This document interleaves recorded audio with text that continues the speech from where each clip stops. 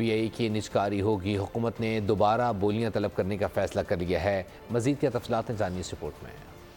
خسارے میں چلنے والے ادارے پی آئی اے کی نجکاری ہوگی یا نہیں، حکومت دوبارہ بولیاں طلب کرے گی، وزیر نجکاری نے سب بتا دیا۔ سینٹ کی قائمہ کمیٹی نجکاری کا اجلاس سینیٹر طلال چودھری کی زیر صدارت ہوا۔ وفاقی وزیر نجکاری علیم خان نے بریفنگ دی۔ علیم خان نے کہا کہ جب وہ وزیر بنے پی آئی اے میں ٹوٹل 830 ارب کے نقصانات تھے۔ نجکاری کے وقت 45 ارب روپے کا خسارہ تھا۔ ایک بار نجکاری کا عمل شروع ہو جائے اسے تبدیل نہیں کر سکتے۔ پی آئی اے کی نجکاری دوبارہ ہوگی، اس پر کام بھی جاری ہے۔ وزیر اعظم شہباز شریف کا پی آئی اے کی دوبارہ نجکاری پر فوکس ہے۔ ان کا مزید کہنا تھا کہ نجکاری کے لیے دیگر وزارتوں کی مدد کی بھی ضرورت ہے۔ انہوں نے ایف بی آر سے شکوہ کیا کہ دنیا میں کہیں بھی طیاروں پر جی ایس ٹی نہیں لیا جاتا، ایف بی آر ہماری بات نہیں سمجھ رہا۔